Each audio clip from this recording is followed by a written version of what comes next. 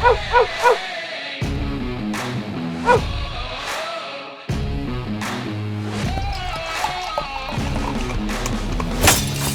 to another edition of the Dogger Pass Podcast. This for UFC on ABC 5, a.k.a. UFC Jacksonville.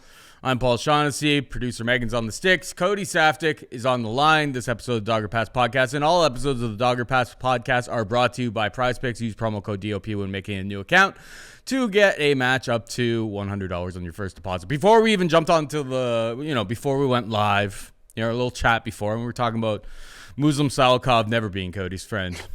I mean, you were 11-12 last week.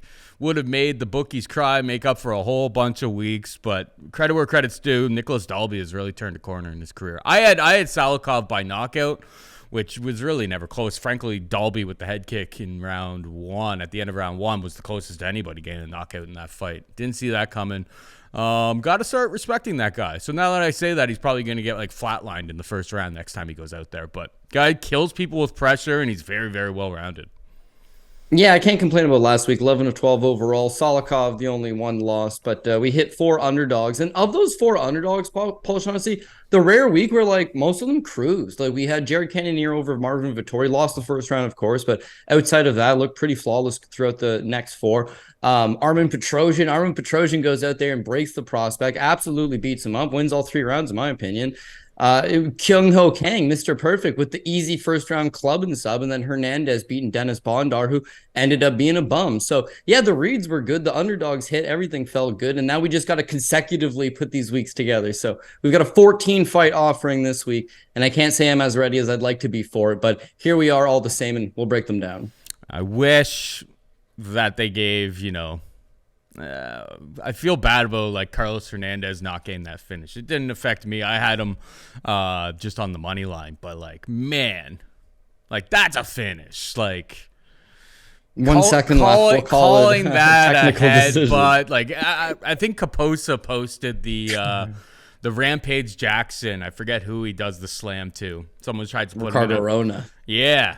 And he tries to put him into a triangle, and then he slams him. It's just there's obvious head contact. Anytime you do that, there's going to be a risk of head contact. It's not really a headbutt. I thought that was egregious. It didn't affect me financially, but just man, if that's not a finish, who are you guys really working for? Was there a whole bunch of people with money on Hernandez inside the distance? Probably not. I think that's an unfounded conspiracy theory that I'm thinking of there. But it just seemed wrong. That was a finish. He stole it from the kid. And then because he doesn't get that finish, then he's not really up for any bonuses and stuff. Hopefully they took care of him, because a hell of a performance from Carlos Hernandez.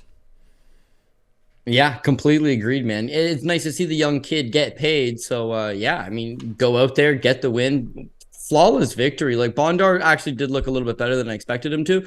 But all the same, it's the kid, his general abilities were better than Bondar's one-dimensional game plan. So good to see. Hopefully we can hit a few more of those short underdogs this week, because I like a couple of them here and there. All right, let's get into it. We got Ilia Topuria taking on Josh Emmett in the main event. Topuria minus 325 favorite. Emmett can be had for plus 265. I mean, when you first look at this line, you're kind of it's kind of jarring. I'm a big Ilia Topuria fan.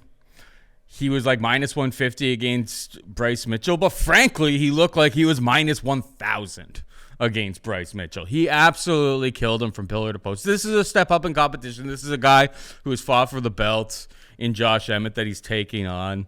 I generally, I'm going to be picking Topuria to win here. I mean, the guy's boxing is on point. He's got great jiu-jitsu. The only question mark I think that we have for him is maybe slight inability to take damage. I mean, that's not even really fair. It's he's been dropped before. That's the only blemish that we see in this 13-0 prospect in Ilia Topuria. It's maybe he could be slightly chinny at 155 on a fight he took on short notice, against Jai Herbert. That's the only question mark, and my God, did he come back and cause damage after he got dropped in that fight. So it's that's the only real blemish that you can have on this guy. I think the line is relatively pretty accurate here at minus 325. If they fought 10 times, he probably wins 7 to 8. I think he outclasses Emmett in a whole bunch of departments. I'll be picking him, but it's not really one that I'm going to be like tying myself to financially. What about you? Yeah, so I'm going to go ahead and agree. There's a couple question marks that I have for Ilia Topuria. As you mentioned, while we've seen him get rocked by Jai Herbert the one time. Jai Herbert, not great, but big, tall boy. When he lands a kick upside your head, it's going to do some damage. So, yeah, maybe that's like that one question mark. But for me, my secondary question mark is this is a 5-round fight. We just really haven't seen him deep into 5 rounds. His UFC debut, which is relatively short notice against Yusuf Zalal, he looks really good for the first 2 rounds. The 3rd round, he actually tires out, which is understandable because it's his UFC debut. He's on short notice, and it was a few years ago at this point. So outside of that, everything's kind of just been over quickly. He knocks out Damon Jackson in the 1st round. He knocks out Ryan Hall in the 1st round. He knocks out Jai Herbert in the 2nd round. Didn't look like he was slowing down in that one, by the way. Knocks him out in the 2nd round, and then his last fight with Bryce Mitchell, he just absolutely dominates him. Again, does not look like he's gassing out anytime soon in that fight. But these fights are done in the 2nd round. So now you've got to potentially see him go to a 3rd round. You might have to see him go to a 4th and a 5th round for the first time. So 26 years old, he's still very young. He's still very green. And then when you think about that list of victims that I just read out, Damon Jackson, Ryan Hall, this is a jump up in competition. Now, the last one over Bryce Mitchell, most significant victory and a flawless victory. Looked absolutely good. But if you want to play that devil's advocate, maybe Bryce was sick because he looked awful. Bryce Mitchell looked el terrible. And then he goes ahead and blames it on the fact that he had flu and had been sick and leading up to it. And maybe it does make sense considering the performance. But even in that performance, it's Bryce Mitchell can't get the takedowns. And because he can't get his grappling going, he's forced to stand with Ilia Topuria, which obviously he can't do. By the numbers, Topuria only outstruck him like 40-36 or something. He landed the knockdown and he eventually choked him out in the 2nd round.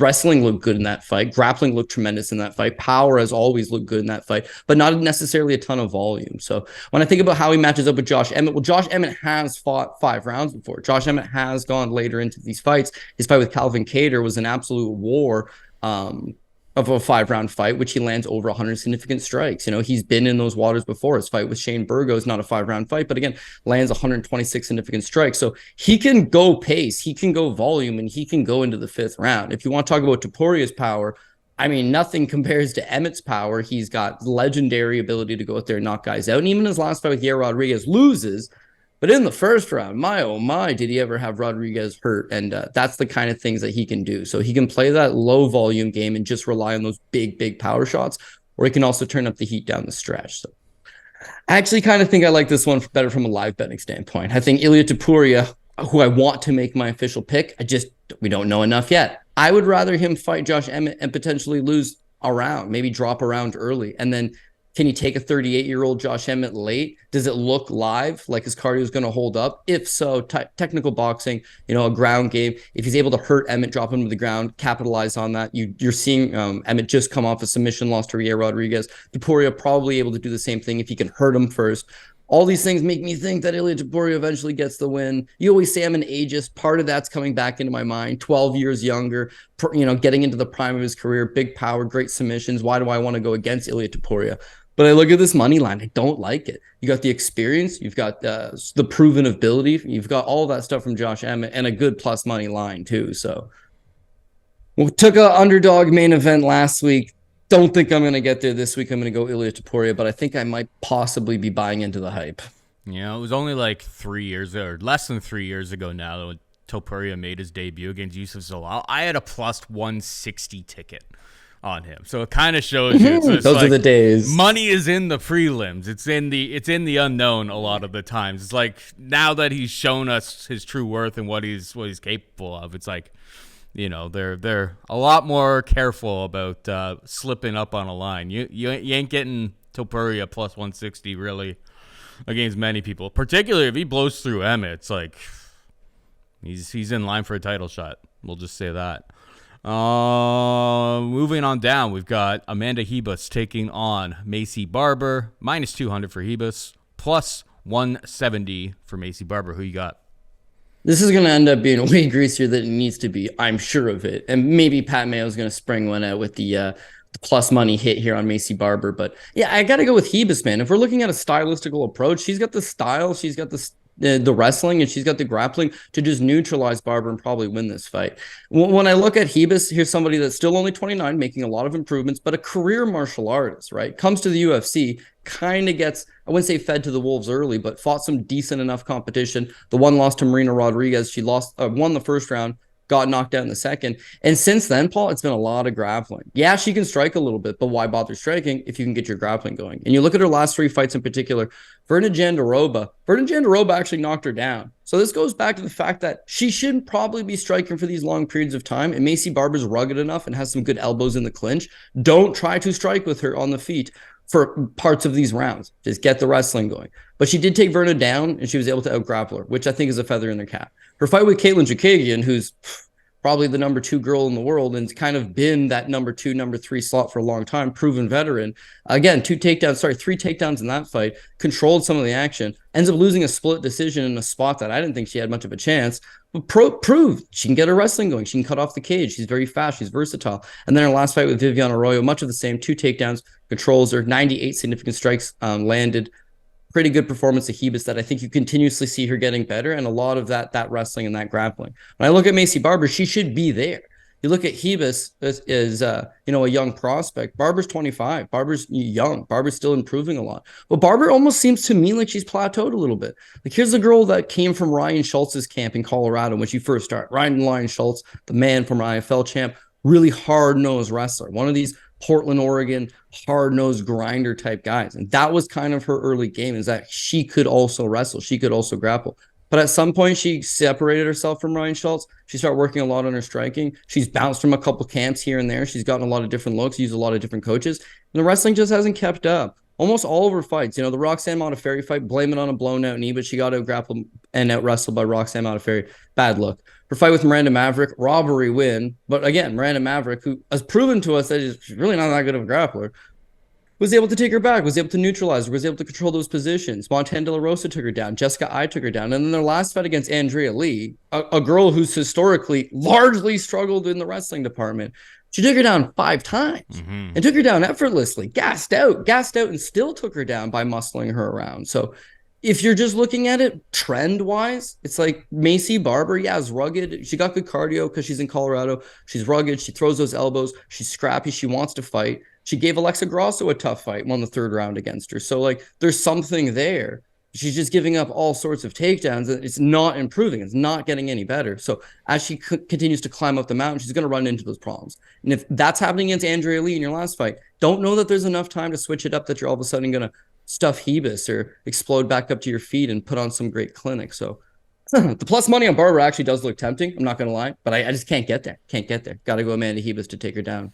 Yeah, I'll pick Ribas, and it really kind of comes down to the Andrea Lee 5 takedowns. Like, if Ribas is able to take you down there, she's got much better jiu-jitsu. When she gets you down there, she could put you in a lot of trouble. Even if it's just positionally, probably do a better job of holding you down in those positions. I don't think minus 200 Ribas is something I'm going to get to from a betting perspective, but for the purpose of this show, I will join you in picking her. Moving on down, we've got Justin Tafa taking on Austen Lane. Justin Tafa, minus 185 favorite. Austen Lane can be had for plus 160. Low-level heavyweights, buddy. The epitome of volatility. I mean, Justin Tafa's coming off of 2 straight wins here.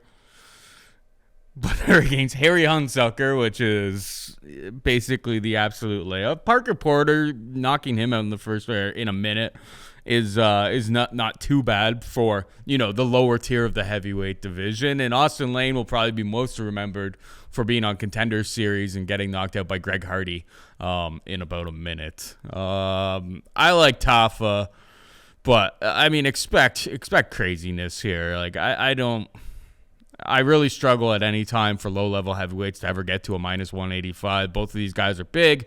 I believe Austen Lane played football in the Jacksonville area, so maybe he'll have a little bit of be built up a little bit by the fan base. Whoa, he got drafted in the 5th round by the Jacksonville Jaguars, buddy. I'm more familiar with him getting knocked out by Greg Hardy than I am his NFL career, if I'm going to be completely I'm sure you're also more familiar with Greg Hardy's NFL career than you were with Austen Lane's NFL career. That is also very true. I like Tafa. I think Tafa's much more skilled all the way around. I expect someone to die. I expect someone to die early in this fight, and it's one of those like it's high level volatility. Both of these guys are big guys, heavy hitters, could finish each other in the first round. We've seen both of them get finished pretty early. Yeah, I mean, well, in fairness to Tafa, I guess Jorgen de Castro knocked him out in the first round. That's not. But he ran right into it head first with his hands. But Jorgen's a bum. Don't get me wrong. Jorgen is a bum, especially lately. But I mean, if you're gonna give a human being an unchecked shot right across the chin, come on. But he also got outstruck 121-74 against Jared Vanderall. Like these are all bad looks. Those are the kind of reasons why it's like I think he's more skilled. I haven't really seen much from Austen Lane since. Like I watched like a couple of those regional level shows, and it's just like he's fighting really low level of competition. Like Tafa is going to be a massive step up from in this spot. Do I want to attach myself to -185? No, I'll pick him. But I think there's 14 fights on this card. You know me, I'm not picking or not betting every single fight. This is not one again that I really see myself getting attached to, unless something jumps out on the totals market or something over the course of the week. But Tafa will be the pick. Yeah, dude, I think if you can find a decent total on this, it's not going to go more than 1.5, I wouldn't think. Both guys' history is that they're both strikers. They're both heavy set guys in terms of weight and big old heavyweights. And they're going to throw down. They like to get that first round knockout. So probably looking to attack it from a under standpoint for sure. But I don't know. I don't think the price will be there just because everyone's expecting the same thing to happen. Yeah, everyone's expecting. Well, which is actually not a terrible price. So the under 1.5.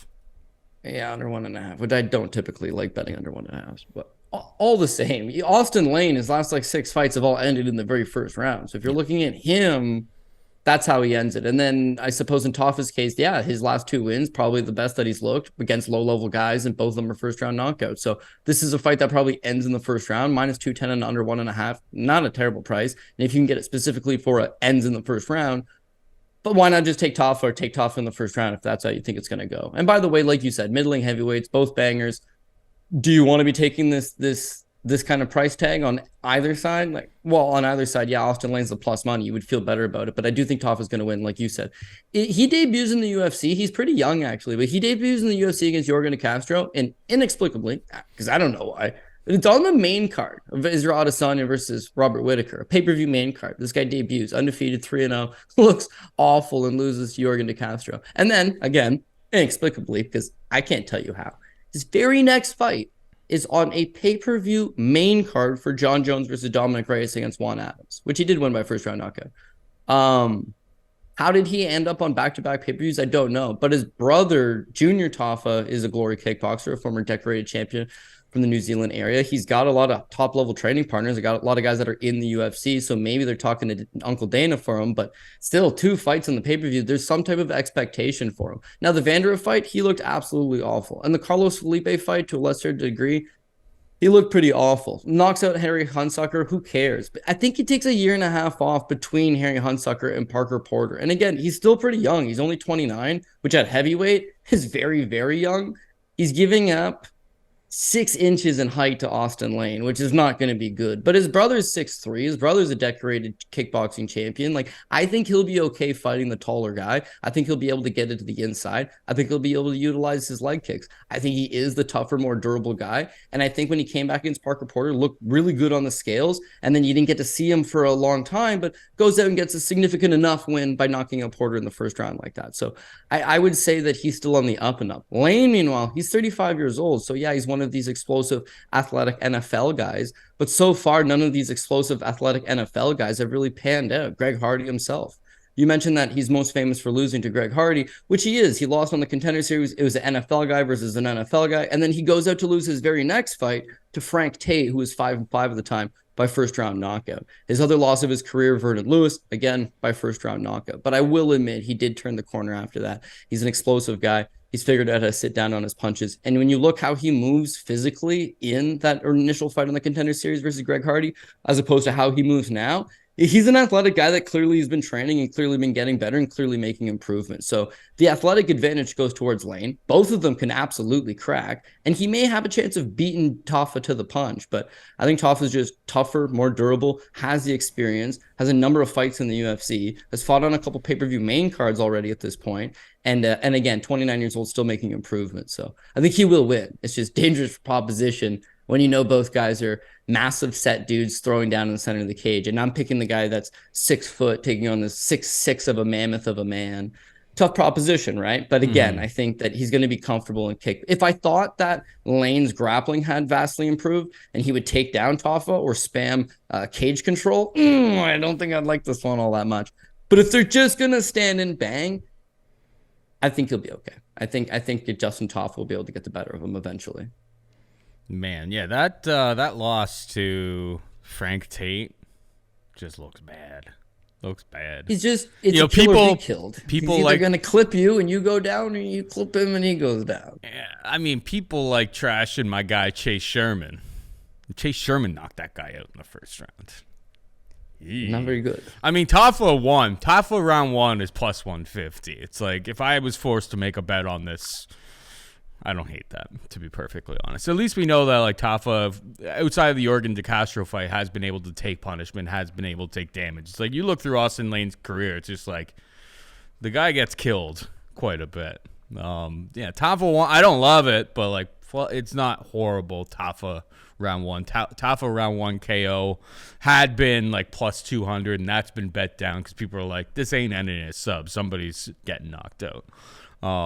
So I'd probably just take the flat round 1. But it's early in the week. Other places are going to open props. Maybe I'll find something as we get closer to Saturday's fights. Moving on down, we got Gabriel Santos taking on David Onama. Minus 230 for Santos, plus 200 for Onama. Gabriel Santos coming off of pretty impressive underdog performance against Lerone Murphy. I think he kind of surprised a lot of people. Grappling was on point. Able to secure 5 takedowns in that fight. Striking looked very, very good, but it wasn't so long ago that, David Onama seemed like, outside of the Mason Jones fight, which he took on short notice, he was kind of like a rising little young not young, but a prospect in this division. And it seems like since the Landwehr fight, which, I mean, what a war, particularly round 1, Landwehr was just certified tough, able to survive. And beat him up later as the fight went down. The shine is a little bit off of him at this point. And, I mean, that fight actually kind of drew a lot of the attention towards the whole Kraus situation, I feel like, as well. But yeah, he's back. Minus 230 for Santos. I loved Santos in his debut, and I think that was, I think it was a tougher fight, frankly, that he had against Lerone Murphy. But Santos' decision is kind of interesting to me. If nothing else, David Onama has shown that he's incredibly durable. I do have questions that if we get to the ground, if Santos is able to grab his back, is he able to sink in a rear naked choke, which he has like 4 or 5 of them on his record there. But I don't know. I feel like that would be the approach I would have here. I expect a very, very competitive fight, at least when they're standing on the feet. But the real difference in this fight is going to come down to the takedowns. Onama hasn't shown much of an ability to defend them. Santos pulled off 5 against a higher level of competition in his UFC debut. On Prize Picks, Santos' takedowns is lined at 3. I don't usually like 3s. There's obviously only 3 rounds, but I expect Santos, if this goes 15 minutes, I expect this to go over that. So don't line that. But yeah, Santos' decision is a bet I'm considering. What's your take here? Yeah, so I think you actually nailed it on both sides for me. I'd like Santos. I like Santos by decision because I respect Onama's durability. And Santos' 3 takedowns looks okay, considering Santos in his last fight against Lerone Murphy, who I think is a better defensive wrestler than David Onama, he had scored 5, sure, but he scored 3 in the very first round alone. And in the first round, he took him down and let him up all 3 times. It wasn't as if Lerone Murphy was exploding back up. It was Santos just being like, okay, get back up, let's swing some more. So, yeah, he's probably one of these guys that's not looking just to neutralize you as much as he's looking to put on a show and have some fun. But, yeah, 2.5, I think I would rather him score 3 and I win, not 3 as a push, right? Mm-hmm. So keep that in mind. But yeah, I think Santos is one of the rare guys that loses a fight and his stock just incredibly skyrockets because he should have won that fight. I think most people scored the first 2 rounds for him, or at least they should have scored the first 2 rounds for him. But he took a fight in the UK against Lerone Murphy. Okay, so he wasn't going to win on the scorecards anyways. He took the fight on 3 days' notice, replacing Nathaniel Woods. So Lerone Murphy versus Nathaniel Woods is going to be a big banger in the UK, an all-UK affair. And then in comes Santos on 3 days' notice. He's 25 years old at the time, and he's just jumping into the fire like that. So yeah, I will admit I had a bunch on Lerone Murphy, and I'm glad that the shitty decision went Lerone Murphy's way. But this kid is super explosive, man. The first round, he just comes at him with everything he's got. He scores the 3 takedowns. He outstrikes him. He throws a flying knee, clubbing overhand right. Everything is a power shot. I know this kid's going to gas out 100% because you can't fight at this pace, and he took the fight on 3 days' notice against a tough guy. Second round, I thought Murphy was winning. Again, Santos just explodes into a massive takedown, dumps him, takes his back, body triangle, fishes for the choke, nasty ground game, solid striking, good durability. The third round, finally, the kid looks tired. There's 2 minutes left on the clock. He picks Murphy up and absolutely dumps him. Like, massive slam, would take a whole bunch of energy, and again is right on top of him until the bell. Like, I think that there's something you can like about him. So he's 26 still. He's super young. He's definitely going to be making those improvements. And now he's got his UFC debut out of the way. He's got a full camp in store for him, and you're going to see, him come out there and do that. So Onama's an excellent striker, but outside of the Mason Jones fight, it's not like he throws up a sickening amount of numbers. It's not like he's got a ton of volume. He's really looking to counter and pick up those good spots. So I think that against that explosive nature of an Evolution Tao guy is going to be tough, right? He's trained by a group of guys that are known for offbeat timing and big strikes, a lot of overhand stuff. I think that's going to keep him honest long enough the takedowns to start materializing for Gabriel Santos. The way he was able to toss around Lerone Murphy, a natural 55er who's fought in some legitimate grapplers before and given a good account of himself, yeah, I think he's going to have a lot of success against David Onama. And even his striking, as crazy as it is, the constant pace, the constant in-your-face pressure, Onama broke against the pressure and the tenacity of Nate Landwehr his last time out. Now he's taking on a kid who's arguably a better wrestler and who's going to stay in his face just as much, put that heat on him. So I do, again, and I've probably been saying this in a bunch of the fights, I don't like the price tag here. I think Onama is good, but I think I'm buying the hype again on this Santos kid. Even though he's 0-1 in the UFC, I saw a lot of good stuff, and I'm expecting some even better stuff. So I'm not the guy to ask about this fight. James Krause is the guy to ask about this fight, but he ain't talking to nobody lately. So if you want my opinion, I think Gabriel Santos by decision. And I will say, because I was saying that Gabriel Santos won in my breakdown there, because I thought he won the first 2 rounds. Because he did win, Cody. That was a robbery. That was a straight up robbery. In my mind's eye, he won that fight. When it went to decision, I was convinced that he was going to get the decision, and it was split 29-28 the opposite way. It was greasy, and it was in the UK, right? I believe so. It was. That's what I mean. Yeah. You know, it was going to be a bad rub fighting the local guy. Just some bangers and mash out there. Gross. Santos won. Santos 29-28. Hashtag. Here's another last thing, we'll move on here, but this Santos kid, so let's say they do score that fight properly. Now, he won his UFC debut against a really tough, legit gatekeeper top 15 type guy on 3 days notice, runs his undefeated record. Like, he's still an undefeated, good-looking prospect, still only 26. And he's also got a win in 2020 over this Elvis Brenner, who just won against Zubair Tuhugov in the UFC. So, like, he's got good wins. He's only going to be getting better. And David Onama presents a tough fight. But not only are we talking about Nate Landwehr took him down 3 times, like, even in his fight with Mason Jones, which is probably the best he's looked, he gets taken down 8 times. So that's a problem versus a guy that can take you down. But not only that, when you look back at Santos' last fight, Lerone Murphy, it's not just the takedown, it's his ability to transition to the back and get the body triangle in. Pretty nasty stuff, man. So hopefully I'm not wrong on this one, because I'm definitely hyping the kid up. And you can see things going south, but hopefully this ain't the week. All right, we got Brendan Allen taking on Bruno Silva, minus 190 for Allen, plus 160 for Silva. Who you like here? Yes, this is another tough one because it's like a who's going to show up kind of situation. When Bruno Silva, the guy is an absolute murderous power puncher, and you've seen him on the regional scene, you've seen him in the UFC. When he looks at his absolute best, he's got a ton of power, and he's definitely a good striker. His wins in Russia, Gennady Kovalev, Alexander Shlemenko, Artem Frolov, all credible guys. and he dusts all of them. Big, long, sorry, not long. He's like, got that ability to compact a lot of power and get into the inside. Knocks out Wellington Turman debut. Andrew Sanchez fight. He lost the first 2 rounds, looked like crap, but knocked him out in the 3rd round. Looks good on paper, but Andrew Sanchez is prone to those 3rd round comebacks. Didn't look good in the grappling. Didn't look like he had much of a sense of urgency, but we know he's got the huge power. Same power. He knocks out Jordan Wright. Got rocked early by Jordan Wright, for the record, but he's able to turn around and knock him out. Goes the distance to Alex Pereira. That's crazy, right? Being able to strike. Landed some huge shots against Alex Pereira. Great account of himself. And then the very next fight against Jared Mearshart. Like, awful. Because, again, if you don't just give them that straight striking battle, if you mix in some grappling, if you mix in the takedowns, I think that's how you get them vulnerable. Mearshart just survives a bad first round, is able to start fatiguing him, is able to start taking him with some deeper waters, forces some of those interactions, and then gets him down the 3rd round, catches him in a guillotine choke. I thought he looked tired. I thought he looked lethargic. I did not think he looked good whatsoever in that fight.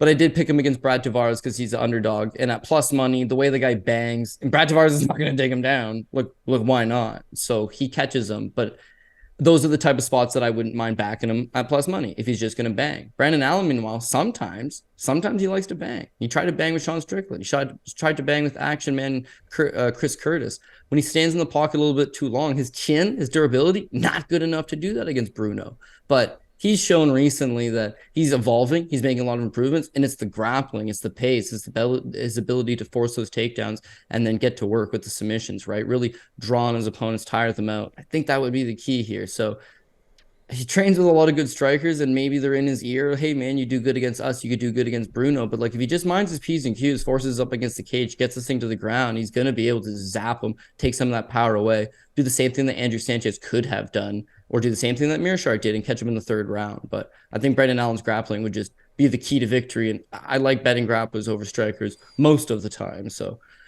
now, we talked about it last week with Pat Sabatini. I was like, this guy might just get diced. And here we get the same feeling. But in the end, I pulled the trigger on putting Sabatini on the 2nd line. And I know some people ask, like, man, you were hesitant on him on the show. Why'd you end up going higher up on him? And it's like, because even if he is just a mediocre wrestler was going to be good enough to get Almeida to the ground. And once they were on the ground, the guy was just a really good grappler. Sabatini's a really good grappler. Allen's the same way. I'm not convinced he is a great wrestler by any stretch, but his mediocre wrestling, if that's all it is, probably still good enough to get Bruno down. And when he gets to the ground, he's got legitimate grappling. That's where he'll make him pay. Hopefully he looks just like Sabatini, forces him to the ground, passes, has his way with him.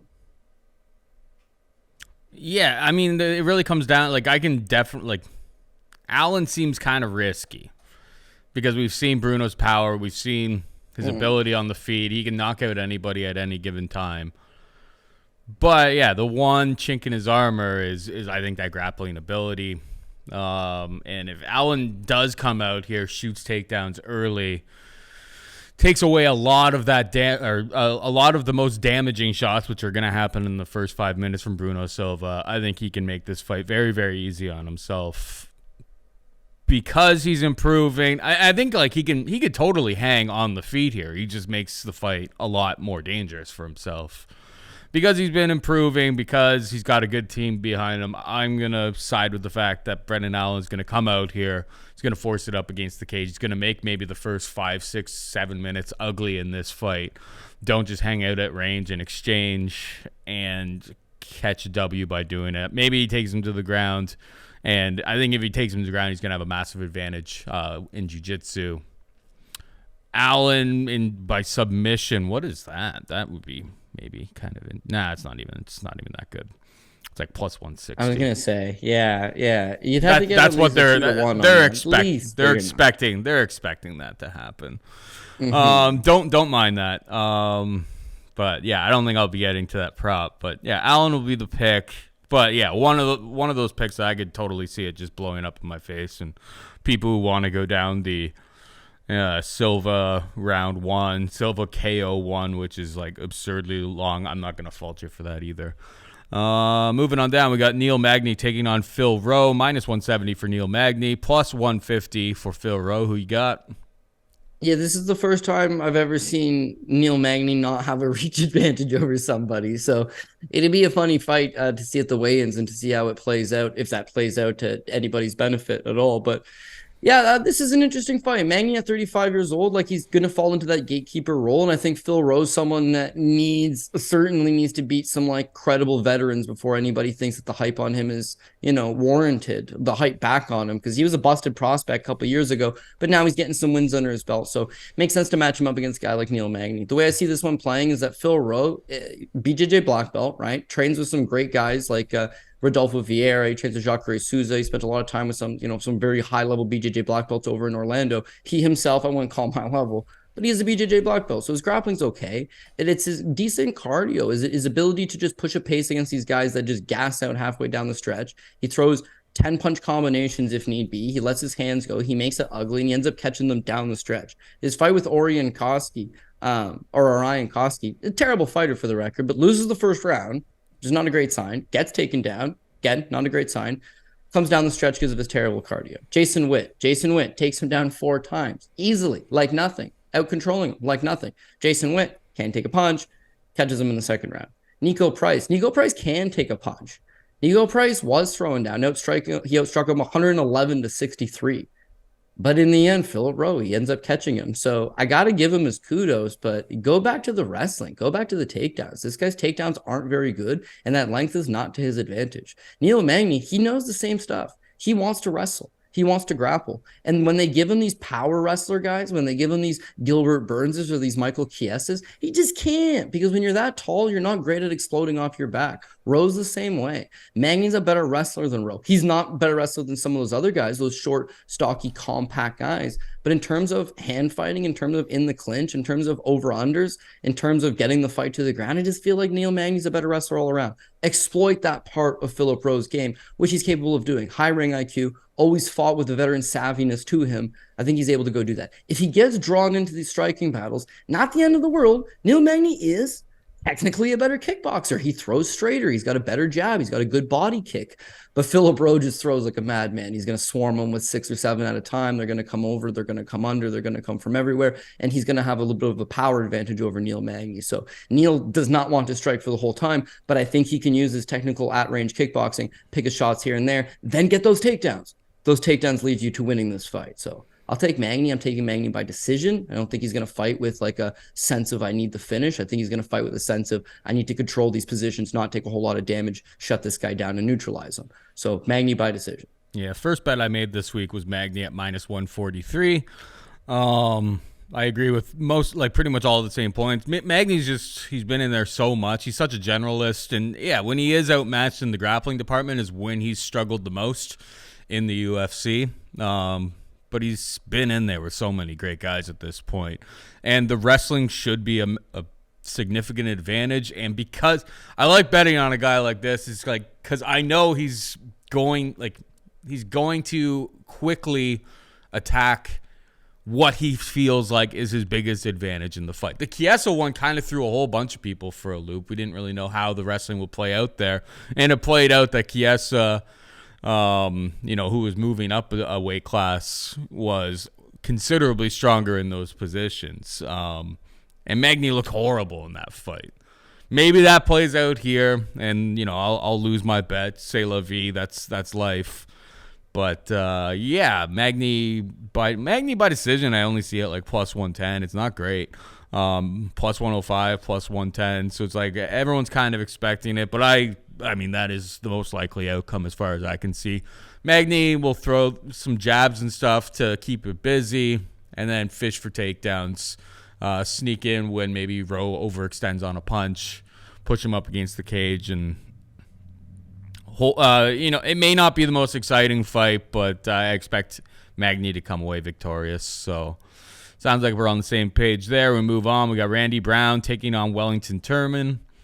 Minus 220 for Randy Brown, plus 185 for Turman. Turman coming down from 185 for this fight, which is it'll be interesting because he hasn't shown the greatest durability at 185 pounds. Now you strip 15 pounds off of his frame, he's going to be a big boy in there. And Randy Brown usually has a massive size advantage over most of these guys. He's probably still going to be taller, but Turman, you'll kind of have to wait for the weigh-ins to see how it completely shakes out.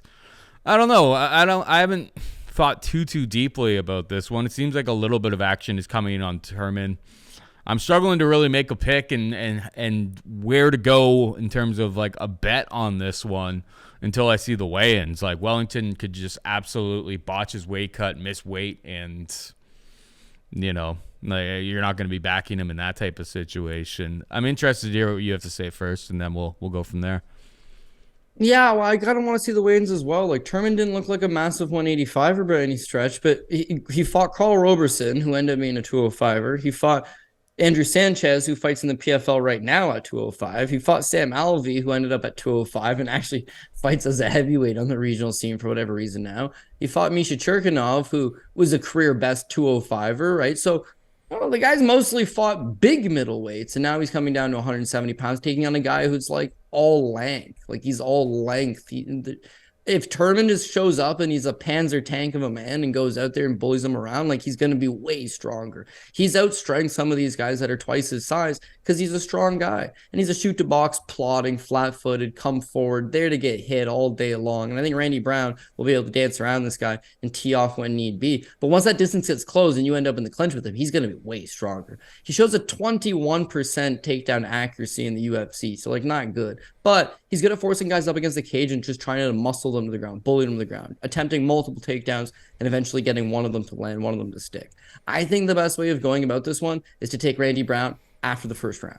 I think Turman probably going to be a big, strong guy, probably going to be forcing the clinch early because he doesn't want to be striking against Brown, I wouldn't think, but force him up against the cage, maybe land a takedown, maybe beat him that way. The second and the third round, I expect Turman to gas out. Turman was gassing out at 85, and you can make the argument that that's because he's taking on these bigger guys, which is absolutely fair. But you could also make the argument that him coming down to 170 pounds, either he is this absolute animal of a man, or it's going to be hard for him. It's going to be it's going to be taxing. And to take on Randy Brown, who moves so much, that's a lot of evasiveness. That's a lot of you having to track him down. That's a lot of you having to chase around. It's going to be tiring for him. You're trying to club him with these big overhand shots. He's not quite there. He keeps sticking you with these front kicks down the middle. He keeps sticking you with his jab down the middle. Everything he throws is linear. Everything you throw is loopy. He's going to be getting chopped up standing. It's that his ability to get this fight to the ground.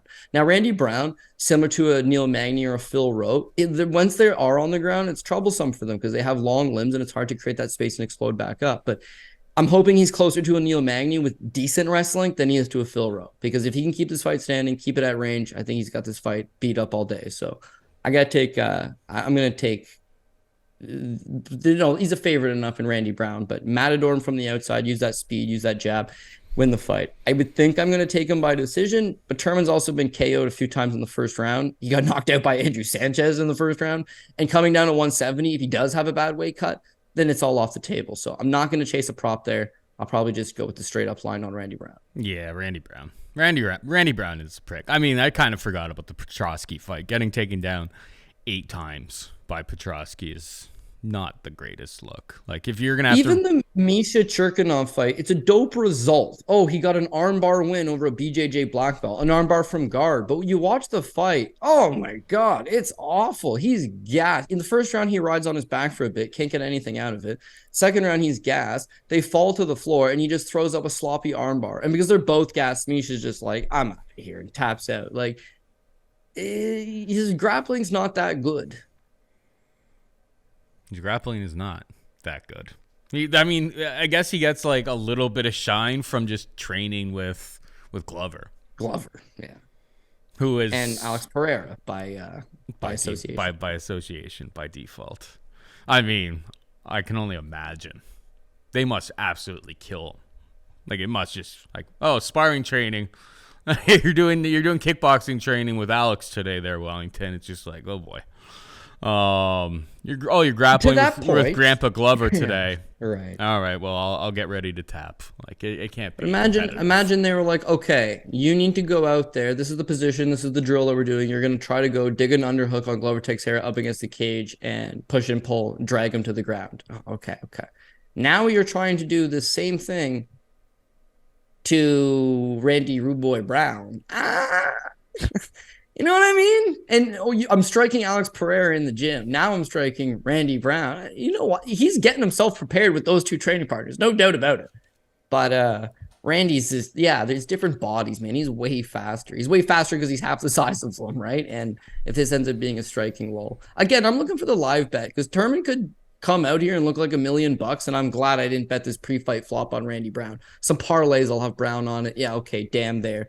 But yeah, if he comes out and looks so, or he comes out and wins the first round and he's huffing and puffing, then that's that. Just like the Dalby Salikov fight, like that was. Yeah, it was the only fight I got wrong last week, but if you would have just bet that fight from a live betting standpoint, there was money to be made there on Dalby after he lost the first round. There was money to be made. Yeah. In fairness to Turman, he's still only 26. And Randy Brown is 32. Like, so Turman's like, maybe he's Turman the corner, you know?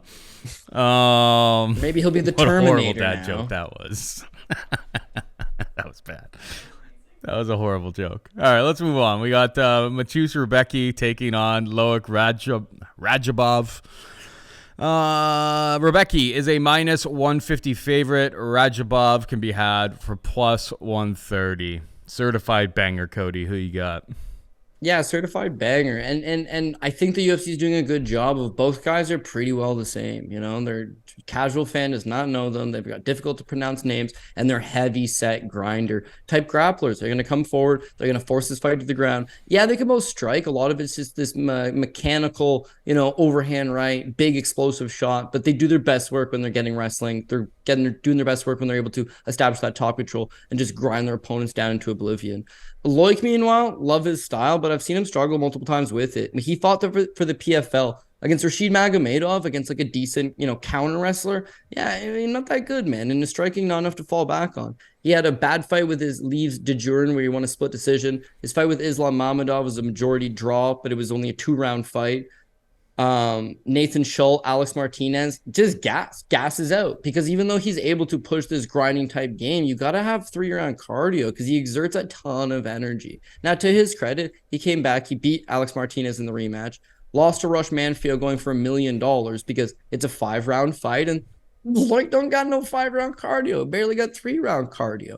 That's going to be his issue. That's always going to be his issue. And now at 32, maybe even a little bit older if you believe him, I just don't know that the cardio gets any better. Yeah, he's exciting to a guy like me because I like those kind of fighters, but he's not exciting to the casual guy. So the UFC matches him up with someone just like him that can also grapple. And if you can go and take this guy down and outgrind him, then yeah, you've got a roster spot. But I don't expect them to keep either guy long term unless they're going to go out there and get some exciting finishes. And then that was debut against Esteban Ribovics, right? Or sorry, that was on that was his UFC debut for Loik.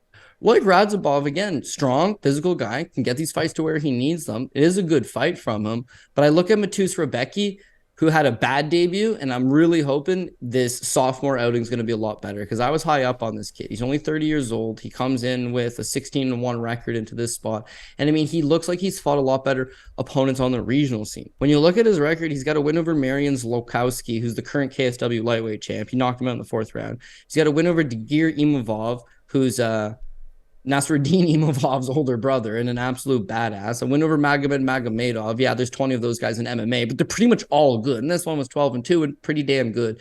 He's secured some solid wins. Comes to the UFC, and that fight with Nick Fior, it was just a bad fight. Like, Fior gassed out in the 2nd round. Rebecki got on top of him. I thought Rebecki would have done a lot more with his ground control in his top game. His cardio didn't really look as rock solid as I thought it would be. His ground and pound didn't really look as rock solid as I thought it was going to be. But I just think it was a weird fight for him in a UFC debut. Kind of got some jitters out of the way. I'm really hoping he tunes himself in for this fight because Loik's going to come at him with a heavy pace. But if he doesn't take Rebecki down, and I think Rebecki's got a slight wrestling advantage, Rebecki can force a lot of these striking exchanges, beat him on the feet, tire him out, take him into some deeper waters, and beat him. So another fight that I'm looking for from a live betting perspective because Loik in the 1st round is a handful for anybody. But the longer Loik goes, he gasses out. And I think Rebecki's got that cardio advantage. I think he's in better shape, and I think he's got a lot of good tools. A lot of Loik's tools, just a more refined, better version of them. So hoping he can put them to practical use and get the win by decision for the record. The Rebecki versus Fior fight, like, it seemed very, very clear to me that he was bonus hunting. He was a massive favorite in that spot. And it's like, you're a great wrestler. It's just like, do that. And like, from a lot of the fight, he was just standing there throwing haymakers. And yeah, he was chasing 50K. And then in round 3, he goes 0 resistance, to a takedown and is able to just, dominate from top position. I think he would have had a much better chance of getting that 50K if he just, got top position and just laid in with ground and pound, constantly. But it was a weird performance from him, and I think a lot of it had to do with maybe part of it is like a lot of these guys, they get to the big show and they're like, well, I don't really get like full contact, striking opportunities. So maybe he was like trying to work on his hands a little bit in that respect. I like him to get the win here. I loved what I saw from him on like the regional scene coming up before he got onto Contender Series. So it's like the guy has a lot of potential. Should be interesting on the feet, but a lot of this fight is going to come down to like who has the advantage in the wrestling department. I don't have a great answer for that right now, but whoever gets top control is going to have massive success. I'll side with Mateusz Rebecki to be able to get those positions in this fight. But it's a fight I'm definitely looking forward to. Moving on down, we got Tabatha Ricci taking on Gillian Robertson. Minus 140 for Ricci, plus 120 for Robertson. Who you got?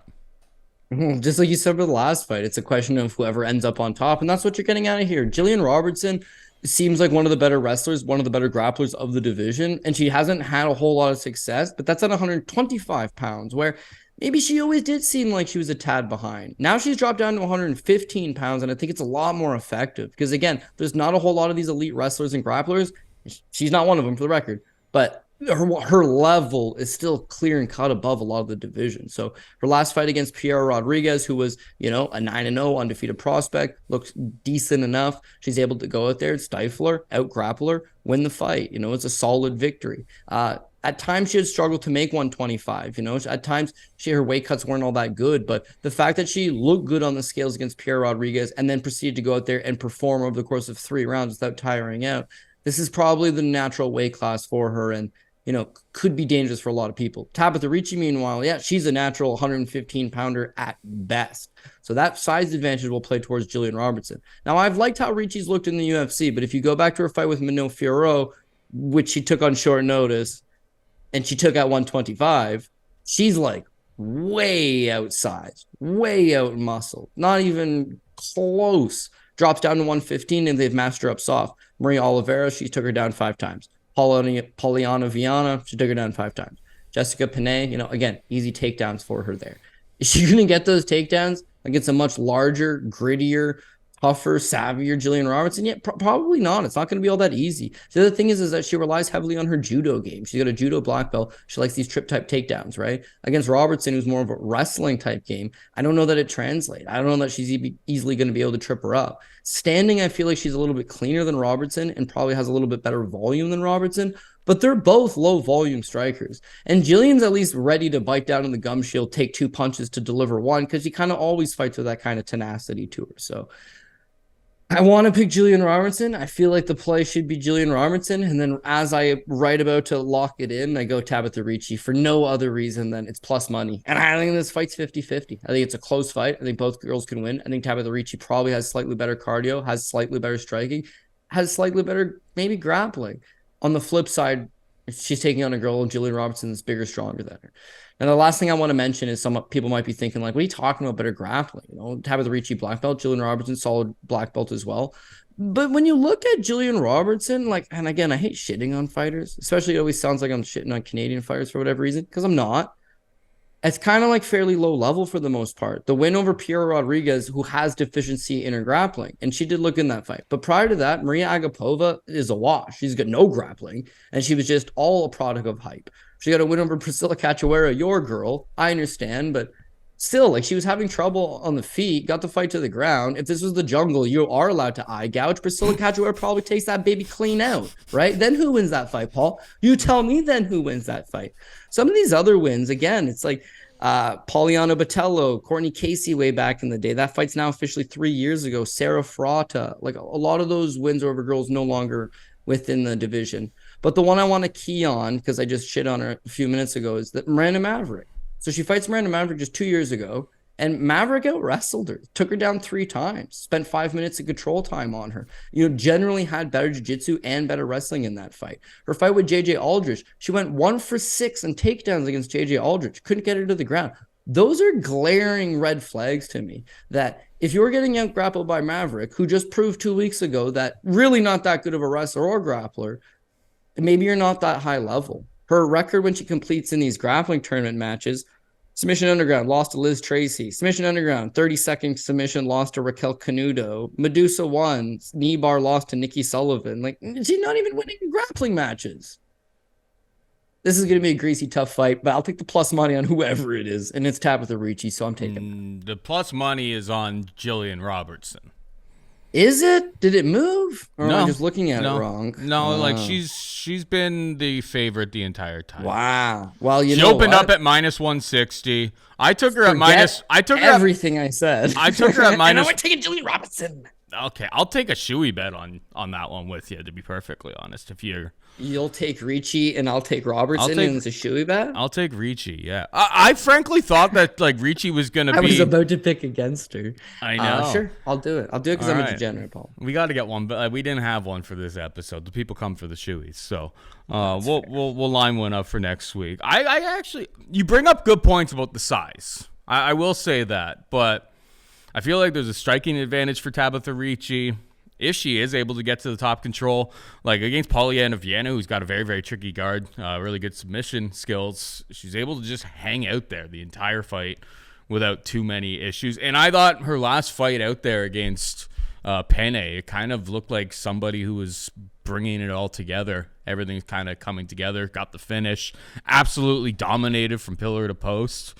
And frankly, she put in many, many years as Mackenzie Dern's number one striking or number one training partner, like sparring partner. So it's like if they're in exchanges on the mat, like Gillian Robertson's most dangerous part of her game is her submission skills. It's like I don't think she'll be able to catch Ricci really in anything. So you bring up good points about the size. I didn't really factor that in all that much, but I'm not going to lie. I thought Ricci was going to be like minus 200 in this spot. So we'll see where the market goes for the rest of the week. I may add more if it dips back into like the minus 120 range, but it seems like the market's starting to move towards like minus 150 or so. But we'll see on Saturday. Maybe when they're standing next to each other and Gillian Robertson's considerably bigger, maybe I'll scoop up a little bit more. But for now, I've got, minus 125 Tabatha Ricci. Moving on down, we got Zhalgas Zhumagulov sporting his Paddy Pimblett hair, taking on a Joshua Van. Zhumagulov, a minus 205 favorite. Joshua Van can be had for plus 175. I mean, I feel like this is finally the moment for Zhalgas to Joshua Van. You just got signed to the UFC. It would be pretty bad for you to pull out because they may not give you another contract. Zhalgas has been robbed in so many fights. We talk about it over and over and over. I watched a couple of Joshua Van's fights, and I was just like, seems pretty basic. Like obviously he's pretty young in his career. Like one of the fights he was like 3-1 at the time, and that was only in like 2022. So he's really, really green, really fresh. Zhalgas has put in time, has fought tons of great guys over the course of his career, won a bunch of fights, or should have won a whole bunch of fights that he lost on the scorecards. Obviously, that's why he's got the Paddy Pimblett hair now, hoping that the judges look on him a little bit more favorably. Zhalgas was like minus 170. This line's growing. I think finally Zhalgas wins one and wins one clear enough that even the judges in Florida, which we haven't even really brought up, Florida's going to mess one of these ones up, Cody. I think even they will see Zhalgas come away victorious, or maybe he finds a finish, but haven't really seen enough from Joshua Van to know about his durability or anything like that. But yeah, this should be one-way traffic as far as I'm concerned. What about you? Yeah, Zhalgas is pretty crazy. So obviously he's known for getting the shitty end of the scorecards and then changes up the haircut to the Paddy Pimblett look. And now people do not want to fight this man. Starts off with Nate Maness. Nate Maness is like, oh man, I'm hurt. So they're like, okay, well, we got this Rafael Estevam who is frothing at the mouth, chomping on the bit coming in from Brazil. And then that guy's like, oh, I can't cut the weight. And it's like, oh, Okay, well, we got this Felipe Bunez. This guy's 34 years old making his debut. He's going to go for it. That guy's like not medically cleared. They don't want none of the smoke, my friend. So, thing is, when you're 21 years old, like Joshua Van, you got no money. You fight. It's more of a hobby. You know, he's the Fury FC flyweight champion. I suppose that's pretty cool. And he was supposed to fight on the Contender Series in August. So that would have been a good platform for him. Go on the Contender Series, potentially win a fight against a fellow unranked, potentially unheralded prospect. And if you can win and win looking good, then join the UFC and maybe they start you off soft. But yeah, dude, when the UFC comes knocking, you answer the call. That's exactly what Joshua Van's done. He's jumping into the opportunity. But yeah, I don't know that he's going to have the skills quite yet. When I watch the tape on him, it looks like his striking is pretty good. The guy moves quite well. 21 years old, very young. His grappling, work in progress. He wants to go for the submissions. He's looking for the submissions. Unfortunately, people will realize this the longer their careers go and the more experience they accrued. Sometimes it's better to get the position. You need the position most of the time. You need to get some of that top control. You need to put some of that pressure on to make them wear you. And unfortunately for him, he's still young enough that he's constantly going for the kill all the time and putting himself into bad spots. His striking, I think, again, fast, decent enough. And could he beat Zhalgas Zhumagulov in a straight up kickboxing match? Yeah, I think he would be able to keep it competitive with him. But Zhalgas outswarms guys. He just comes forward constantly. He is very, very durable. He can take one hell of a shot, and he throws a lot of these unorthodox shots in bunches, overwhelms guys. Not only that, he's got a wrestling advantage and a grappling advantage over Van. So I think he strikes with them for 3 minutes of the round, 4 minutes of the round, pressures him backwards, lands some decent combinations, lands those big thudding leg kicks, but then mix in a takedown or two, and that's going to get him the victory. Van could be good, sure, but a couple things. One, 21 years old, way too young. Second of all, he's jumping in there against Zhalgas, a proven competitor who's getting robbed against good guys, who's fighting good guys, only loses to top guys in the UFC. It's too much to be 21 in the first point. It's too much to be taking Zhalgas in a short notice debut, a guy that's been probably training the last 16 weeks with all of these cancellations and pullouts. Tough spot for him. So not only that, but when you look at his record, as you mentioned, he's 3-1 and he's fighting somebody. This is just a year ago. He's been fighting professionally for less than 2 years. Who has he fought? Who has he tested himself against? What takedowns has he had to stuff? His striking looks good against what level of competitor? Mm-hmm. Zhalgas is just a step and above in all those spots. So Florida, yeah, not the best commission, but I would hope that they get this thing right, unless they're looking at it like this 21-year-old kid's a Rocky story, young kid, fresh out of college, jumping in there at the last moment against this stoic Zhalgas Zhumagulov. Like you take that off the table, you take those stupid narratives off the table. I think Zhalgas is the better fighter, just get the better, more refined skill set. But because we're known for him to get bad decisions, there's always going to be a bit of hesitancy betting on minus 205. It's a flyweight fight, which are usually close and competitive. Almost all of Zhalgas' fights are close and competitive. And on 3 occasions, he's been robbed in those close and competitive fights.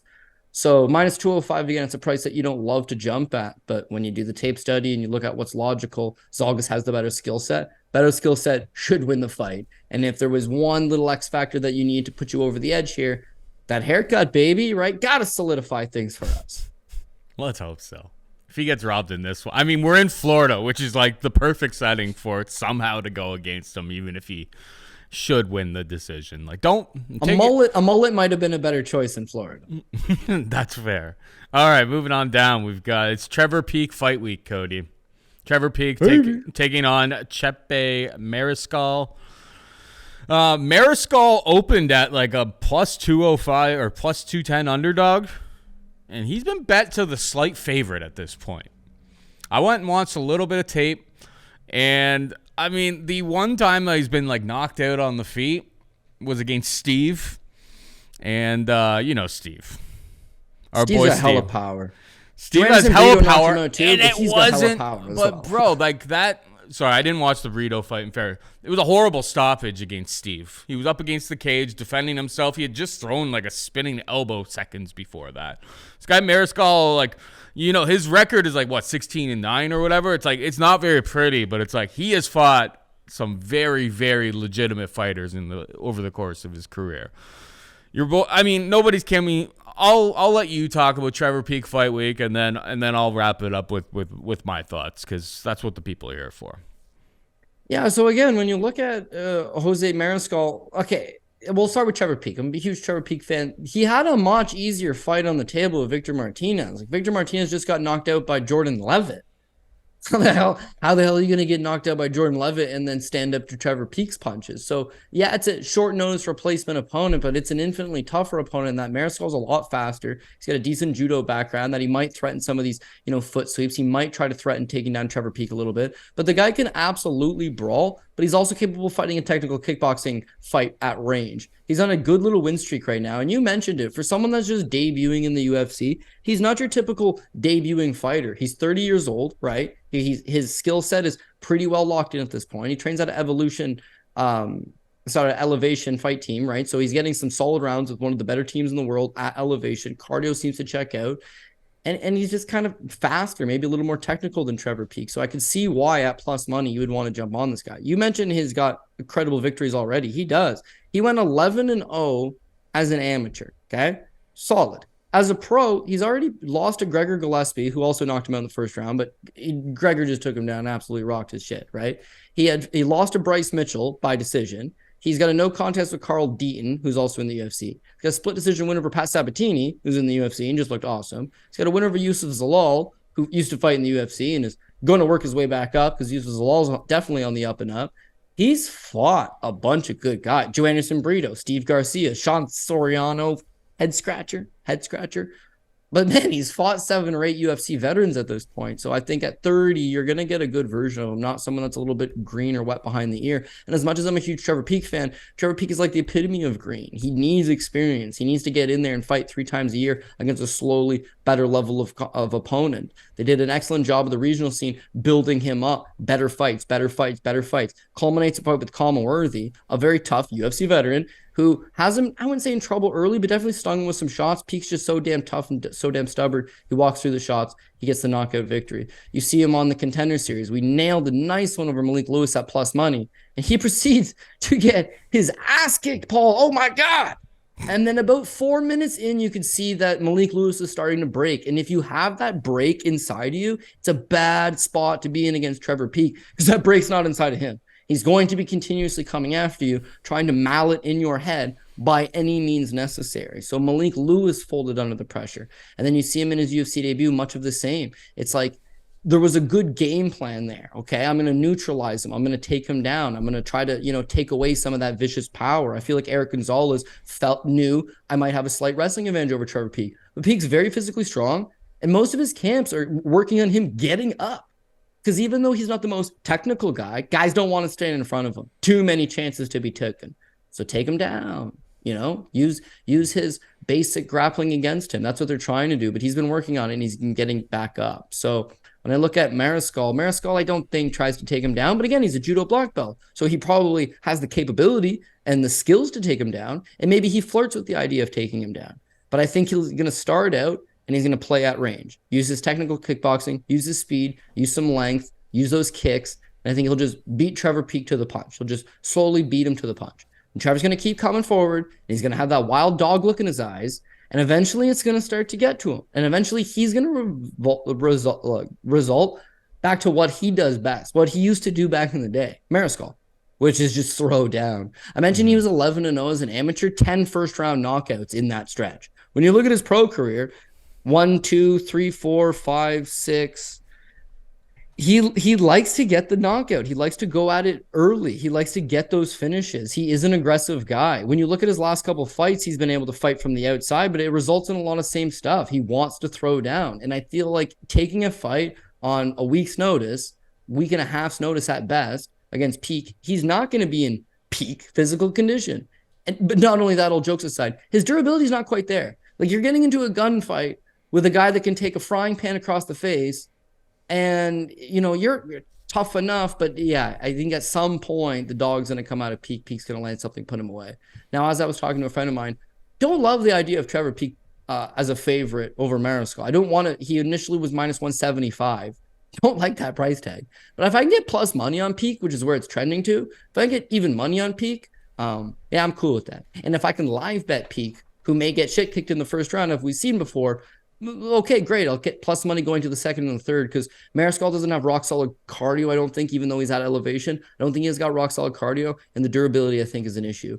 Even though he's capable of winning a technical kickboxing match at range, once this local Jacksonville crowd gets humming, once fight of the night is going down, once 50 G's is on the line, and once Trevor Peak's standing right in front of you, there's no technical kickboxing game to be had. So go with Peak for the knockout here. Roll with my boy.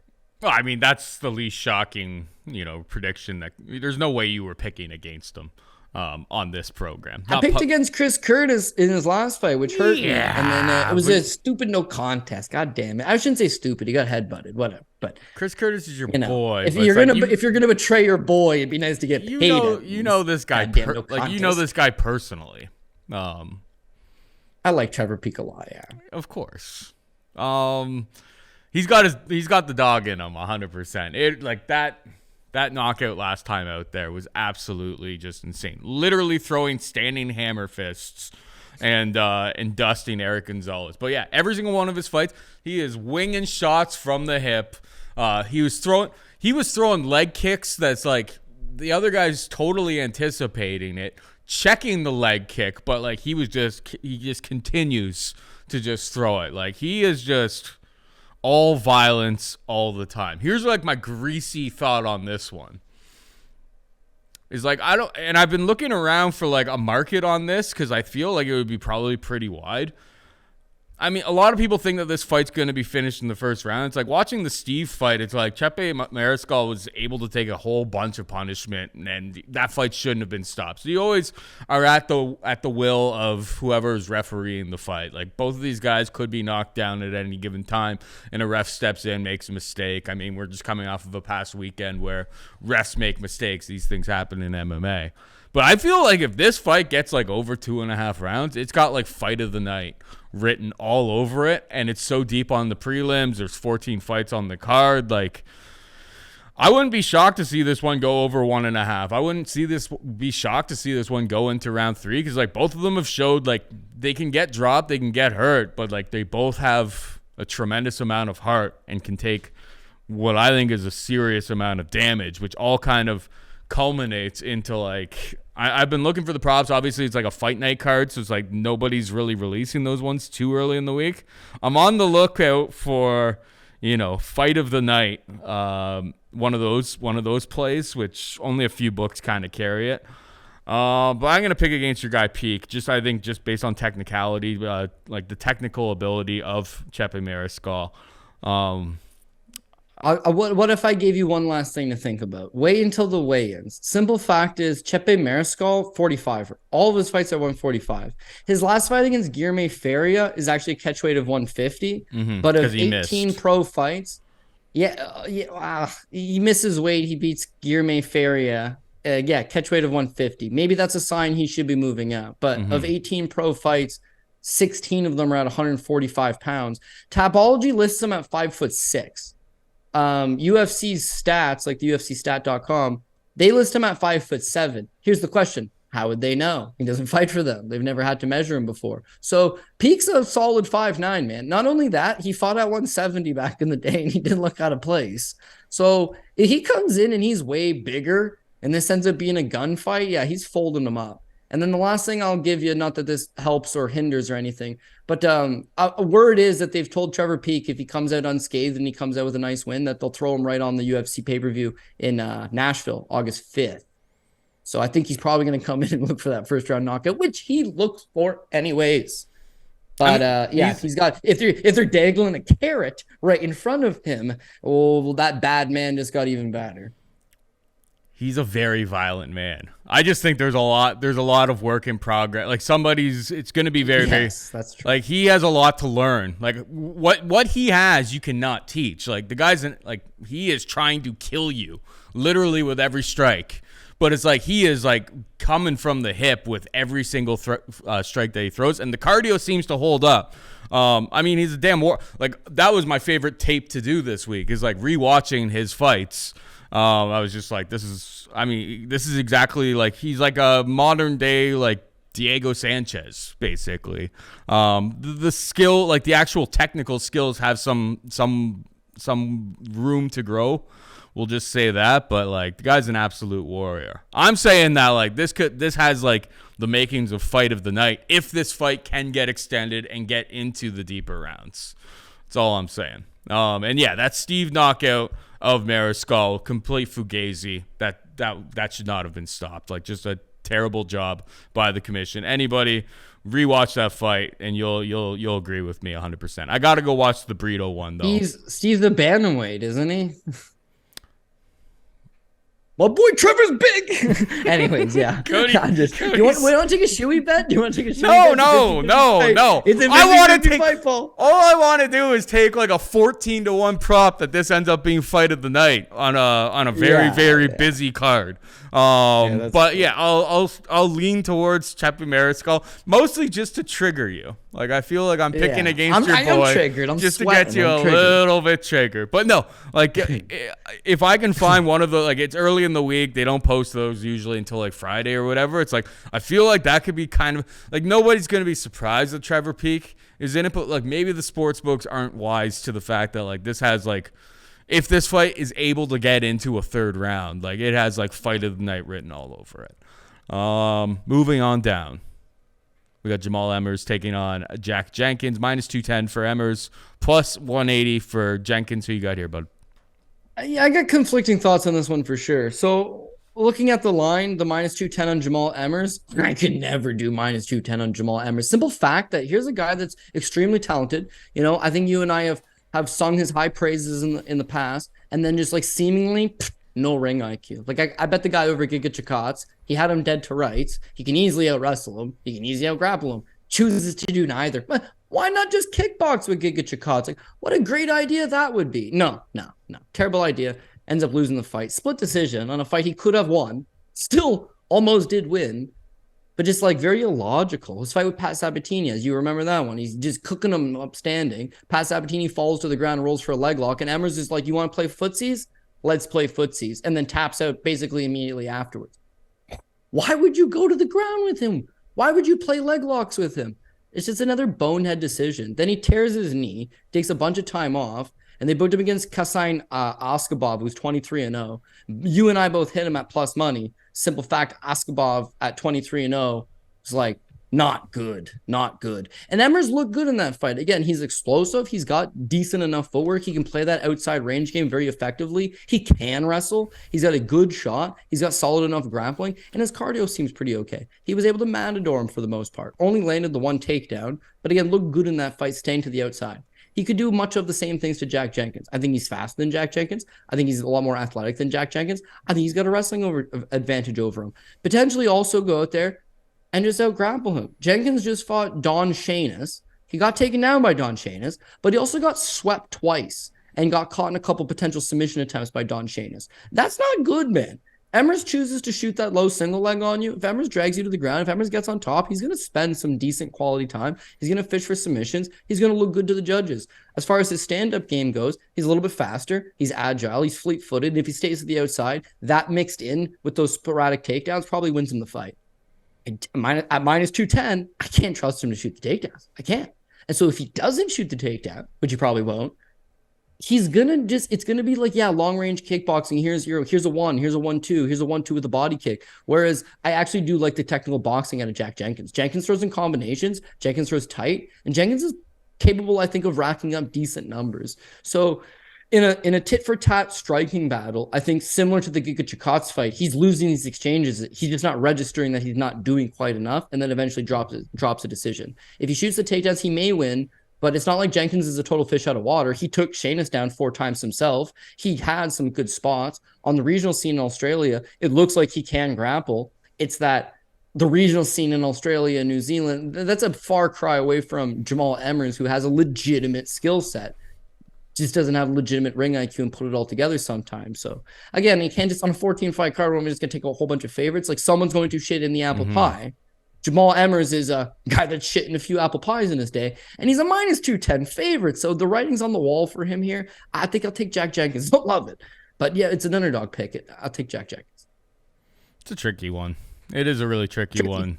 Like, I mean, Emmers has significant size advantage in this if this is going to turn into a wrestling fight. And, like, Yeah, Sheamus showed off a little bit better than I think a lot of people expected in that fight against Jack Jenkins. He got a little bit exposed there, and that was, at home. It was a hometown game for him. He was a minus 420 favorite.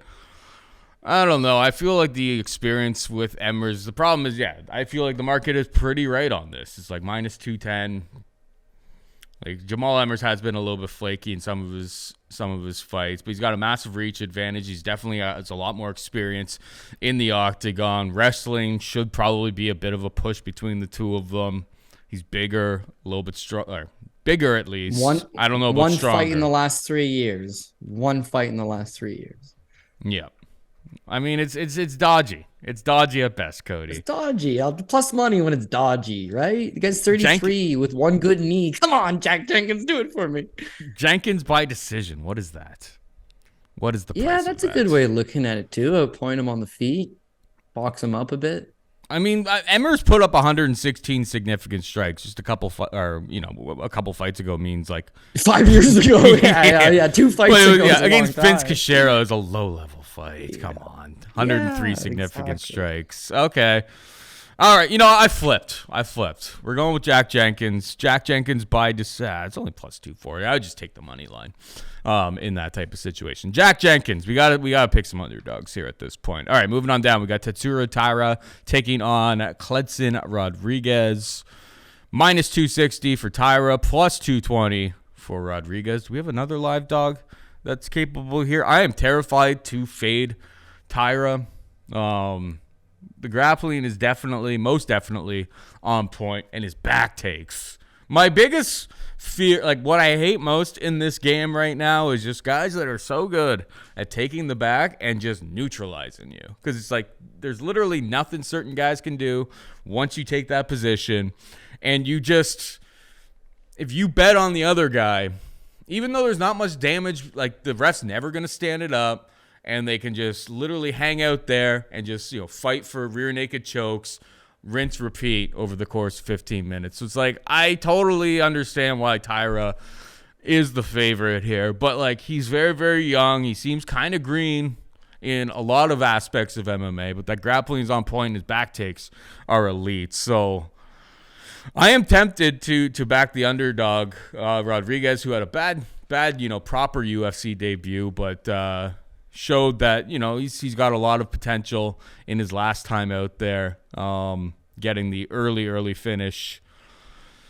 I mean, he was a guy on Contender Series that I thought had a lot of potential. The Vergara fight, the stats don't even look all that bad, but it was way too close. And then obviously he killed Shannon Ross, but Shannon Ross, super, super chinny. Yeah, I hate fading back takers, Cody. That is my biggest problem here. It's just like you think it all looks good on paper. Oh, Taira hasn't really been tested on the feet. What if Tyra's not able to get the takedown, and then like in the first 45 seconds he just grabs the back, and you're like, well, ripping up your tickets. We're done. I mean, I guess for the purposes of the show, I'll pick Kledson Rodriguez, but I'm kind of scared to pull the trigger.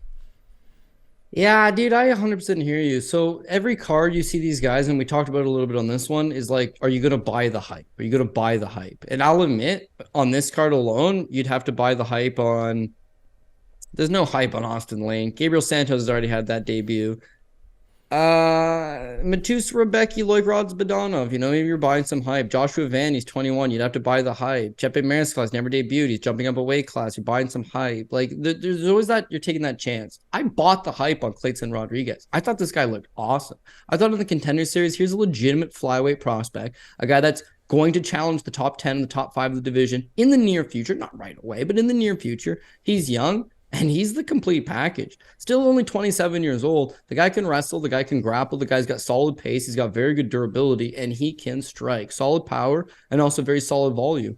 That debut on the Contender Series versus Santo Curatolo gives up 2 takedowns. Not great. But gets up right away. And then proceeds to put a beating on him. Lands 90 significant strikes. His debut against CJ Vergara, I load up on him. And he's a huge favorite. And it's a flat robber. Like, he wins the first 2 rounds. He should have won the fight. But all the same, he didn't look that good against CJ Vergara. He's getting hustled back. He didn't look like a guy that was putting pressure on him. And he definitely faded down the stretch and lost that third round. Thought he was up 2, maybe took the third round off. I don't know. But it was like a robbery, but not so much so that you're going to go screaming about it. It was like Clayton should have done more. Clayton's supposed to be this great prospect. He needed to be able to switch gears, and he didn't switch gears. So his very next fight against Shannon Ross, oh, dude, he knocked him at 59 seconds. Oh, he's back on the up and up. No, he's not back on the up and up. He missed weight, came in at 127 pounds. So 1 single pound overweight, not good. This fight's booked at flyweight, so there's going to be a pressure on him to make the weight. And of course, that's probably indicative of tough weight cut if you're going to miss weight in your last time out. Yeah, 59-second knockout. That's what you're supposed to do when you miss weight, to kind of erase that memory in some people's eyes. But here's a guy that at 27, I think he's starting to fill out that frame. I think the weight cuts are tough for him. I think that's why he faded against CJ Vergara. And I think that's why he opted not to utilize his gas tank late in that fight. So against Tatsuya, it's problematic because, one, if Santo Curatolo is taking you down twice, Tatsuya probably gets those takedowns. Mm-hmm. Second of all, as you mentioned, it's like, I'm not going to compare him to Aljamain Sterling, but it's not just the threat of he might be able to take me down. It's because a lot of guys, I got a good get-up game. If they can backpack you, if they can get to the back, put that body triangle in, you're not going anywhere. It's their choice. It's their choice if they want to let go of the body triangle, but there's nothing. And Joe Rogan, time and time again, whoever's on the broadcast, they're like, how do you defend this, Joe? And it's like, you got to roll to the side of the... No, it doesn't work. Nothing works. Nothing works with the body triangle. If you are Houdini, maybe you can turn yourself around, but like a guy with a good back take is very problematic because he just shuts you down and nothing happens and the fans boo. And I've seen 2 fights get stood up for a mount. Bobby Lashley versus Chad Griggs in Strikeforce. Bobby Lashley's having a heart attack. Well, from mount, they stood it up. Chad Griggs TKOs him, and then Bobby goes to the hospital for kidney failure. And Kimbo Slice versus Dada 5,000 in Bellator. Kimbo had him mounted. Miragliotta stands them up. Surprisingly enough, maybe not surprisingly enough, coincidentally enough, Dada 5,000 also went to the hospital right after for kidney failure. So nobody stands it up from mount, but I have seen it. I never seen somebody start a fight up from a body triangle. It just doesn't happen. So once you put it in, even if it's 30 seconds into the first round and the fans are booing and no one's enjoying this, it's an advantage of position that they won't take away from you. I got a feeling that that's what Tatsuya will do. Striking wise, I don't think he's going to have an advantage here. He plays a decent enough long game that in a big cage, he'll be able to avoid some of that damage, but he's not going to have a whole lot of prolonged success taking on more of a heavy set, aggressive striker with a power advantage like Clayton Rodriguez. What he needs to do is get Clayton to overcommit to something, get under him, shoot for the low single, switch that low single to a rear waist body lock, and then try to jump on his back. He's got long limbs, long legs, and of course, the rear naked choke is his favorite position. Last greasy theory on it, but whatever. It's a half theory, and it's half I was trying to read into something. Someone suggested, maybe. Why is this fight on the prelims? So the obvious answer is the UFC just does this on every card, right? They have these weird prelim fights that probably shouldn't be prelim fights. And even though Tatsuya is very, very popular and on a good run and is young and improving, and Clayton Rodriguez is solid enough and young and improving, this is a really good fight. How come it gets buried to the second fight of a 14-fight card in Jacksonville, Florida? It just doesn't really make any sense. The other thing is this card in Jacksonville, Florida starts at like noon, a noon start time, and it is not in a foreign market. So why was the UFC opting to start a card so early and then to put this fight so early? But apparently it's the Japanese demographic. They were just like, we're going to start this card early and put him on early because they get crazy good viewership numbers from him or something to the effect. And I think they gave him a proper fight to, it's a tough fight, it's a look good fight, and I think his ability to get to the back here and look good, I think is important to them. Grow this kid up into a legitimate contender by having him be solid, better degrees of guys, and we move up. Him versus Santo Curatolo, well, he kills him, no problem. Him versus Shannon Ross, yeah, this is a non-competitive fight. The guys that Clayton has beaten, right, Tatsuya beats the crap out of. The one guy that beat Clayton Rodriguez, CJ Vergara, Tatsuya also beat the crap out of. So I'm thinking levels is what I'm thinking. Levels, and Tyra with that back take looks money to me. So I don't love the money line. What do you want from me? But possibly by decision if he can't sink in that rear naked choke, which I think he's going to be looking for control 2 rounds more than anything. That makes sense. I mean, in terms of like the time shift there. So like where I am, I'm on East Coast Canada. It's 12-hour difference. So it's 5:38 in the morning as we record this show. And it would be 13 hours difference for you. So if it's noon, it would be like midnight in Japan, so they can expect. Perfect. If you put him on the actual card, you're talking like, wee hours of the morning. Nobody's waking up to watch Tatsuro Taira. So that actually kind of makes a lot of sense why they would jam that.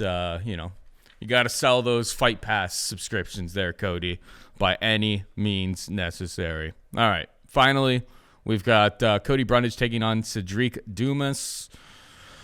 Minus 180 for Brundage, plus 155 for Dumas.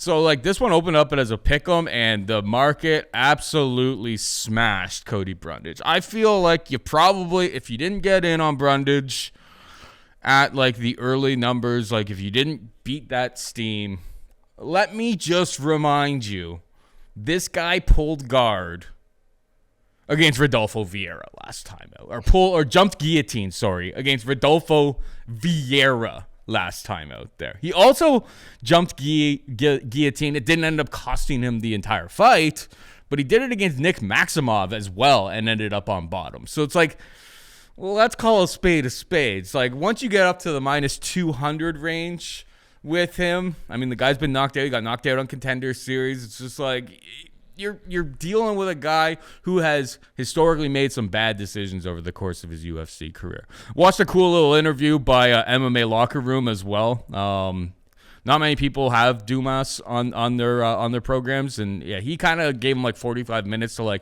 talk things through, talk about how he dealt with that first loss in the UFC and so on and so forth. I would suggest you go and check that out if you're into it. You really let him open up. It wasn't badgering him with questions. He kind of just let the guy talk. And Dumas has been putting in the time with Phil Rowe down in Florida for this camp. Sounds like he's, focusing a little bit more on his career. And has gotten some of the other dramas in his life out of it. I mean, at the minus 115, I'm not digging at any of the people who got the crazy CLV. I think you did great on that bet. I think Brundage could 100% pressure, get takedowns here, and dominate those positions. On top of it, Brundage trains with Josh Fremd, so it's Fremd was the guy who completely exposed Dumas last time out there. There's a lot of things pointing towards Brundage, but once you get up to this minus 180, it's I'm more likely actually to take Dumas inside the distance, I feel or that's actually a little bit kind of short. I'm kind of interested in taking him on the money line just because of the price here. I think people who got in on Brundage early did really, really well for themselves. I would not suggest taking him at minus 180. The man jumped guillotine against Rodolfo Vieira, Cody. Yeah, bad luck. Yeah, I'm going to agree with a lot of your points, man. So for Cedric Dumas, I don't really like the guy too much. And I think he's got some shady personal issues, which glad to hear that he's put things behind him, or at least he's working to rectify some of his, past history issues. But he's got some good looking striking in the sense that he's got some power. He's got some flashy stuff. He's been able to topple over weaker, lesser regional scene opponents. He's got an opportunistic submission game, grab a hold of you, put you away. It looks like he's got one of those long athletic builds. He just hasn't really been tested. He won the Contender Series, comes in as an underdog, gets the win. Now he's got a contract. And Fremd just makes him look awful. And then you and I we joked, Cedric Dumas is Cedric Dumbass because he makes some very questionable decisions at times. We did call him. And then against Fremd, he gets smoked by Josh Fremd. It's a non-competitive fight for the most part. Fremd beats him in every aspect. And then after the fight, he loses. He taps out. After the fight, he attempts to fight Josh Fremd again. And then at the post-fight, he's like, man, that guy knows I beat him 9 out of 10 times. 9 out of 10 times? He just kicked your ass, man. So how much of that is this guy's delusional? And how much of that is the guy's got good self-confidence, which I love. I love a good self-confidence. You just got smoked by a guy, but you're that confident you beat him 9 out of 10 times. So I don't want him overlooking Brundage by no stretch, but he's got a legitimate power to him. I think he could hit him and he could hurt him. Not only that, good guillotine choke. Maybe Brundage shoots a sloppy takedown, puts his head into harm's way. For me, I'm betting all price. I'm betting all price and largely narrative. When you look at Cody Brundage, Not a great guy with cardio, I don't think. His contender series fight with William Knight takes him down early, gasses out almost immediately, taking on this big man, and ends up getting TKO'd by William Knight. His fight with Nick Maximov, terrible fight. They were both gassed out the entire time. His fight with Dolce Lungiambula, he's getting his ass kicked. I mean, he is hurt. He's rocked. He's on skates. He's falling over. And he grabs that guillotine choke. It didn't work against Nick Maximov, and it could not go on to work against Rodolfo Vieira. But against Dolce, it happened to work. He happened to snag it up. Fine. But that doesn't take away from the fact that his striking defense is not very good. His durability is not very good. And potentially his cardio is not all that good. Now, he beats Trezeguet in the first round, so you don't get to see the cardio. He loses to Mikhail Oleksichuk in a fight that he scored 3 takedowns and 0 significant strikes. Like he was so scared of striking with him, he was just spamming takedowns. Prince Michael, who's not very good at getting, grappling for the most part, was able to just get back up. And then as soon as he hit him, he stung him. And as soon as he stung him, he put him down. That's kind of an issue with Brundage. Brundage wins the first round against Rodolfo Vieira. He hurts Rodolfo Vieira. And then he just makes a bonehead decision. Was that him tiring? Oftentimes when you think, oh, why did that guy do that? They're tired. They're tired. They're not thinking straight. They're a little bit woozy. They're a little bit wobbled. And then they make that stupid decision. Now he's taking this fight against Cedric Dumas on short notice. Taking this thing on like fairly short notice. So if his cardio is not good, yeah, maybe he crabs the guillotine choke and maybe he is a much better wrestler. But like if he tires and he gets hit, it's going to be a problem because his durability is not good enough. And Dumas, a guy that even though he may not be all that good, he's just got to stick into this fight long enough to land something. And when he lands something, I think Brundage goes on skate. So again, if this is a 50-50 fight, man, Brundage has got a better skill set. He's not plus money. He's like a 2-1 favorite at this point. And I think it's purely on a lot of money's coming in on him, but it's purely on people just don't like Dumas. They're over him. He's the local Floridian. He trains out of Florida. He fights out of Florida.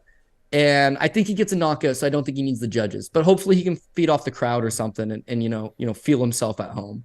If there's any crowd there at that time in the morning, it's going to be his boys. I think he's from I think he's from like the Panhandle or something. Don't quote me on that. I'm not 100%. Sure. I think he's from Pensacola. Yeah, which is in like the Panhandle. Famously, so Roy like Jones is the king of Pensacola. It's like close to like Alabama. So it's like not the Florida that like most people go to like vacation in. Florida's Florida. It's part of Florida. Yeah, right. It's Florida's Florida. Not all beaches. Exactly, producer. It's not all beaches. Yeah. I'm sure there's some beaches, but they're not. It's not Miami, I'll tell you that much. But go to Okeechobee, Florida. I've been there 3 times. So I was kind of like interested in like inside the distance, but it's like it's plus 180 for Dumas inside the distance. Like just take the money line. It's only plus 155 if you want to live dangerously. That is not a safe bet by any stretch of the imagination. The guy could totally and probably will get wrestled and controlled at least early in the fight. It's just, can he hold on? And he was getting ready for Puna Soriano, which I think was gonna be an absolute banger, and I think probably a harder fight because at least Puna's got 10 take minutes. A hell of a punch, and Puna's got 10 minutes of like he can lay it on you for 10 minutes. It's like can you survive the onslaught? That's what that fight was gonna be about. Brundage coming in on super short notice. Don't be surprised if he misses weight. And yeah, I think people who got in early got that. Got their minus 110, minus 120, minus 125. I think they did really, really well. Obviously, you beat the market by a mile. You beat it by like 10%. But I don't think it's so easy. Like we've seen holes and issues in Brundage's game. So I'm more aligned to take the underdog in this spot. Dumas is a guy I'm actually considering, which is kind of crazy. Santos' decision I'm considering.